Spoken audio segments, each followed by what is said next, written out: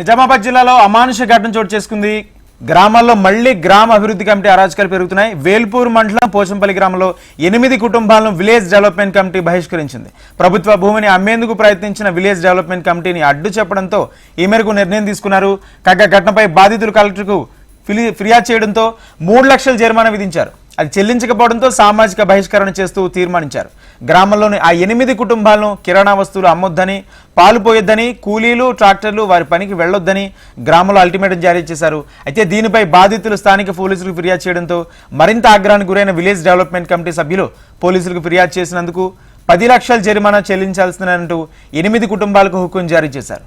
ఈ అంశానికి సంబంధించి పూర్తి సమాచారం మా ప్రతినిధి భూపతి అందిస్తారు. భూపతి. రాజేంద్ర, మరోసారి గ్రామాభివృద్ధి కమిటీ ఆగడాలు రోజు రోజుకు పెరిగిపోతున్న పరిస్థితి నెలకొంది. నిజామాబాద్ జిల్లాలో ఇప్పటికే ఆర్మూర్, బాల్కొండ నియోజకవర్గాల్లో బీడీసీల పెత్తనం పెరిగిపోతుందని చెప్పుకోవచ్చు. గతంలో మాదిరిగా మరోసారి సమాంతర వ్యవస్థను కొనసాగిస్తున్న పరిస్థితి కనబడుతుంది. ముఖ్యంగా ప్రజాస్వామ్య వ్యవస్థ ఉన్నప్పటికీ గ్రామాల్లో మాత్రం బీడీసీల ఆగడాలు రోజు రోజుకు పెరిగిపోతున్న పరిస్థితి నెలకొంది. బాల్కొండ నియోజకవర్గంలో ఎక్కడో చోట ప్రతినిత్యం ఈ వీడీసీల ఆగడాలు మాత్రం పెరిగిపోతున్న పరిస్థితి నెలకొంది. తాజాగా వేల్పూర్ మండలం పోచంపల్లి గ్రామంలో ఈ సంఘటన చోటు చేసుకుంది. 8 కుటుంబాలను సాంఘిక బహిష్కరణ చేస్తూ వీడీసీ నిర్ణయం తీసుకుంది. దీంతో ఆ కుటుంబాలకు ఎవరు సహకరించవద్దు, కిరాణా దుకాణంలో వస్తువులు అమ్మవద్దు, పాలు పోయవద్దు, అదేవిధంగా వీళ్ళకి సంబంధించిన వ్యవసాయ పనులకు సంబంధించి కూలీలకు, ట్రాక్టర్ల పనులకు ఎవరు వెళ్ళవద్దని కూడా హుకుం జారీ చేసిన పరిస్థితి నెలకొంది. ఈ నేపథ్యంలో ఒక్కసారి గ్రామంలో కలకలం రేపుంది. తీసుకున్న నిర్ణయంతో కుటుంబ సభ్యులు 8 కుటుంబాలు పోలీసులను ఆశ్రయించిన పరిస్థితి నెలకొంది. దీంతో పోలీసులు మాత్రం ఎఫ్ఐఆర్ నమోదు చేసి తూతు మంత్రంగా వదిలేశారనే ఆరోపణలు వినిపిస్తున్నాయి. పోలీసులు ఎలాంటి చర్యలు తీసుకోకపోవడంతో ఈ ఘటన మరింత జటిలమవుతున్న పరిస్థితి నెలకొంది. గ్రామంలో ఉన్న ప్రభుత్వ భూమిని కొంతమంది వీడీసీ పెద్దలు ఆ భూమిని అమ్మేందుకు ప్రయత్నాలు చేశారు. ఈ సమయంలో జిల్లా కలెక్టర్ కు స్థానికులు కొంతమంది ఫిర్యాదు చేశారు. ఈ ఫిర్యాదు నేపథ్యంలో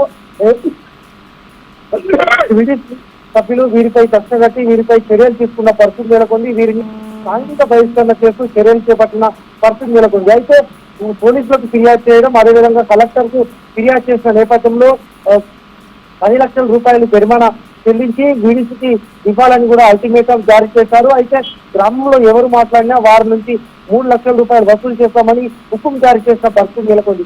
ఈ నేపథ్యంలో ఒక్కసారి గ్రామంలో సాంఘిక బహిష్కరణ కలకలం రేపింది. మరోవైపు సాంఘిక బహిష్కరణ గురైన కుటుంబాలు తమకు న్యాయం చేయాలని డిమాండ్ చేస్తున్నాయి. ఇప్పటికే ఇటు ప్రభుత్వం, అటు అధికార యంత్రాంగం చర్యలు తీసుకోవాలని కూడా కోరుతున్న పరిస్థితి నెలకొంది. Rajendra. Right, thank you Bhupathi.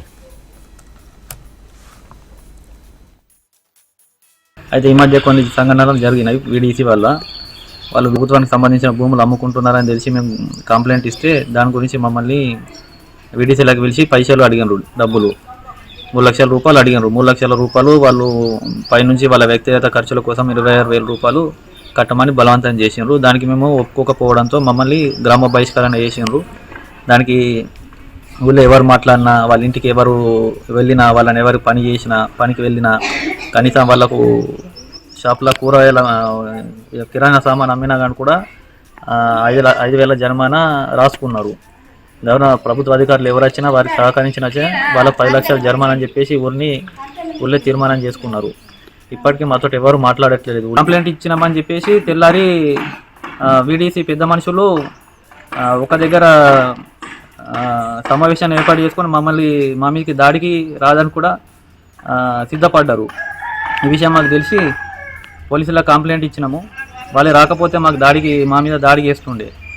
ఇప్పటికి కూడా బెదిరిస్తున్నారు. ఒక్కొక్కరిని వ్యక్తిగతంగా పిలుచుకుంటా వీడీసీ భవనాలకు ఇప్పటికీ బెదిరిస్తున్నారు మమ్మల్ని.